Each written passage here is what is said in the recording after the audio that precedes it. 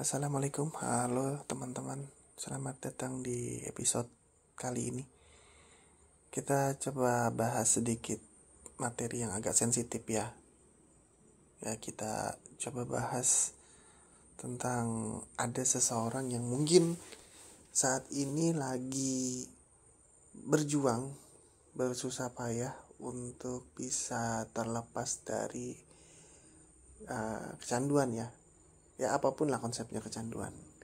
Ini sebenarnya bisa diterapkan kepada kecanduan apapun. Tapi kalau untuk fenomena saat ini, anak-anak saat ini sangat sulit sekali untuk lepas dari gadgetnya, sehingga peluang untuk bisa mendapatkan konten apapun itu bisa mereka dapatkan, baik itu konten yang positif ataupun negatif.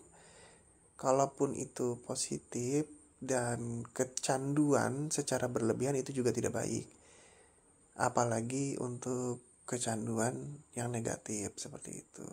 Secara umum sebenarnya memang kecanduan pada gadget ini mungkin sulit untuk kita hadapi bersama ya. Tapi mudah-mudahan beberapa informasi yang saya sampaikan bisa membantu kita untuk mengatasi itu. Salah satu yang paling berbahaya saat ini mungkin ada beberapa hal, tapi yang paling penting yang harus kita hadapi bersama ini adalah kecanduan terhadap pornografi. Ini memang merupakan masalah yang semakin hari semakin sering dialami oleh kita semua ya. Bukan cuma di Indonesia, tapi juga di seluruh dunia. Nah, yang mungkin harus kita pahami pertama adalah kebanyakan kita itu mengingkari atau menafikan diri kita kalau kita itu kecanduan. Jadi langkah pertama yang paling baik itu adalah kita akui dulu bahwa kita itu sedang menghadapi sebuah masalah, yaitu kecanduan. Nah, apakah kita mau menghabiskan waktu untuk tetap kecanduan hingga bisa mengabaikan tugas-tugas kita atau hal-hal positif yang lain yang mungkin kita bisa lakukan, atau mengabaikan orang-orang di sekitar kita? Maka jika demikian, mungkin saatnya kita butuh bantuan. Oke. Kalau kita sudah menyadari bahwa kita sebenarnya lagi ada masalah nih, bahwa kita nih sebenarnya kena kecanduan nih, maka lebih baik kita memang mencoba untuk mencari bantuan ke terapis lah, atau yang memang kita percaya, yang memang mungkin bisa membantu kita. Tapi lebih baik kita memang sebaiknya mencari konselor-konselor atau tempat kita berkonsultasi yang bisa lebih berpengalaman untuk bisa membantu kita memahami permasalahan utama kita. Bisa jadi memang permasalahan ini didasarkan kepada kebiasaan kita, terkait dengan kognitif kita, perilaku, atau hal-hal yang lain yang mungkin nanti dengan terapis bisa membantu mengubah pola pikir didasari kepada kecanduan kita masing-masing. Yang pasti dukungan dari teman, keluarga itu sangat penting ya. Usahakan sebaik mungkin untuk bisa berkomunikasi dan secara jujur untuk menyampaikan bahwa kita lagi ada masalah nih gitu. Berbagi pengalaman dengan orang lain ini pasti akan menjadi hal yang sangat membantu untuk kita. Kemudian kita harus tahu nih secara pasti pemicunya apa, sehingga kita ingin melakukan hal itu lagi dan hal itu lagi. Kita harus kembangkan nih strategi kita untuk bisa menghadapi pemicu-pemicu itu. Cobalah untuk mengalihkan energi kita ke aktivitas yang lain. Ya aktivitas yang positif lah.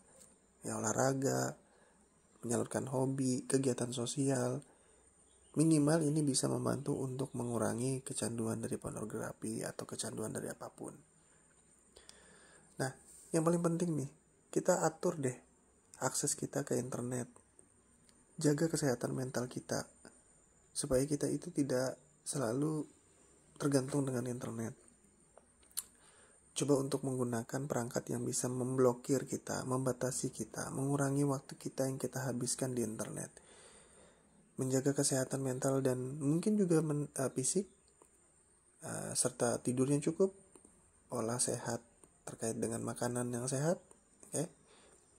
Kemudian teknik relaksasi, ini juga sangat membantu untuk mengurangi stres kita yang berlebihan sehingga kita bisa memicu kecanduan. Mengatasi kecanduan ini memang bukan perkara yang mudah, tetapi dengan bantuan yang tepat, strategi yang tepat, maka pemulihan ini bisa kita capai. Kita jangan ragu ya, jangan ragu untuk minta bantuan terhadap siapapun. Karena dukungan itu kita perlukan. Sehingga kita bisa mengobati permasalahan yang terjadi. Nah, yang penting adalah paksakan diri untuk berubah dan paksakan diri untuk mengubah kebiasaan. Jangan langsung mengubah drastis kebiasaan. Jangan langsung punya target sebulan harus berubah. Pelan-pelan saja. Lakukan 30 menit. Lakukan kebiasaan 30 menit dulu. Habis itu naikkan tuh menjadi 1 hari, menjadi 3 hari. Kemudian naikkan lagi tuh. Nah, untuk proses menaikkan intensi supaya kita bisa mengubah habit kita itu tergantung kitanya masing-masing. Tapi yang pasti kalau tidak kita paksakan, kita tidak ubah, kita tidak akan pernah berubah. Ya selamanya aja kita akan berada di situ dan selamanya juga kita akan berada di dalam penyesalan. Oke, terima kasih untuk mendengarkan episode kali ini. Semoga apa yang kusampaikan ini bisa bermanfaat. Kita ketemu lagi di episode selanjutnya. Wassalamualaikum warahmatullahi wabarakatuh.